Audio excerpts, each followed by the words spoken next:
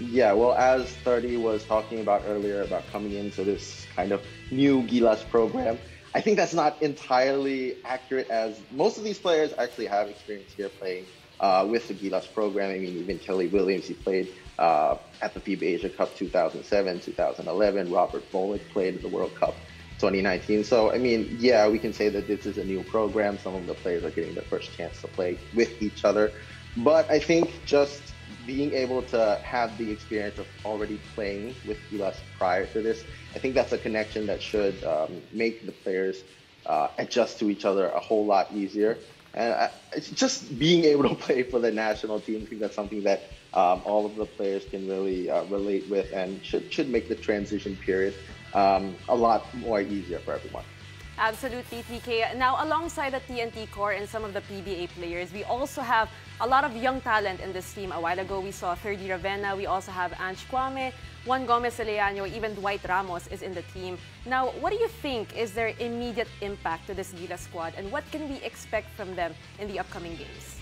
Well, yeah, those young players you mentioned, 30, Dwight, Juan Gomez Eleano, I think these players have already proved themselves throughout the Asia Cup qualifiers from the past 2 years that they really can impact at a high level, at the international level. They've had their experiences there, playing in the Clark City bubble, playing in Indonesia. I think they have plenty of experience. I think they can even be considered as veterans in the national team level already. And yeah, despite their age, despite not actually playing that much, I think the fact that they were able to play at the Asia Cup qualifiers up to this point should really help them a lot to play against the veterans like Pokoy and the other vets.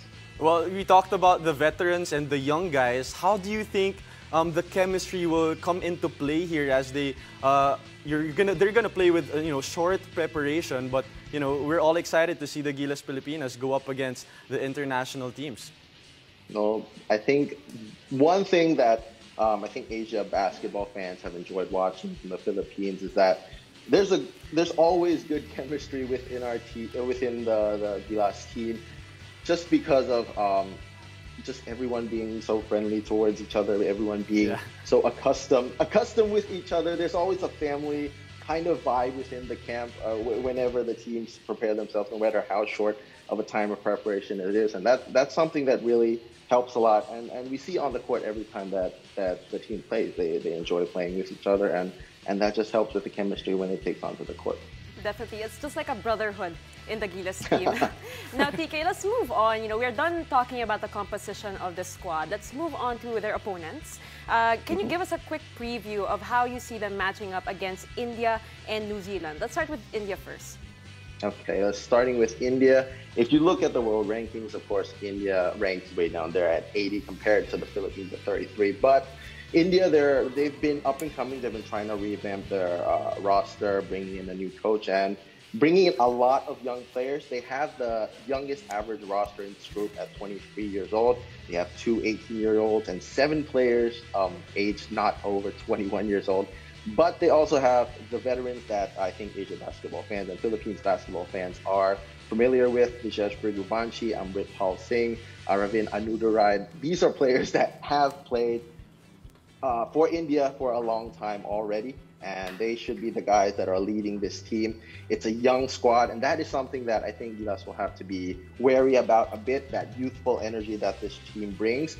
Maybe not as much experience as Gilas, but yeah, they just have to be prepared for anything that these young players will bring to the floor that might not have been scouted for or might not have been aware of. Well, I agree, TK. Very similar situations when you talk about the Gilas Pilipinas and this India team when it comes to, mix of veterans and young guys. But, Gilas Pilipinas not having a solid big man, actually, outside of Ange Kwame. Is this going to be a little bit of a disadvantage against India? Well, yeah, you probably have some experience there as well. India, they have a really big lineup, and Amritpal Singh, he's a really skilled big man. That's going to be a matchup to watch for India and against the Philippines. But I think Gilas should have the advantage on the perimeter, on the guard, just taking control of the ball and just pressuring on the defensive end as well. As long as if Gilas can control on that side of the floor, I think that could negate out if there would be a disadvantaged team side. All right, TK, now moving on to New Zealand. I actually talked to a couple of Gilas players and they're very excited for this game in particular. I mean, New Zealand is ranked 27th in the world, if I'm not mistaken. So how do we match up, or how does Gilas match up against this team? Well, one thing that I think all of the teams in this group in the Manila bubble have in common is that they're in a transition period as well. New Zealand also transitioning with Coach Pero Cameron just only coming in as the head coach a couple of years ago. There's a lot of young players on here as well. Ben Gold, only 18 years old. They only have Rob Lowe coming back from the 2019 Asian Qualifiers. So a lot of new components for New Zealand, I think. But we always know that New Zealand, they have the talent, they have the quality, despite what they've been saying that there's a short time of preparation on their end as well. They're a physical team, and that's something that Gilas will have to match up on their end, whether it's Ange Kwame or 30 Ravenna even on the wing. New Zealand have physical wings to defend that, and that's just something that Coach Shot Reyes really has to prepare for on that physical end.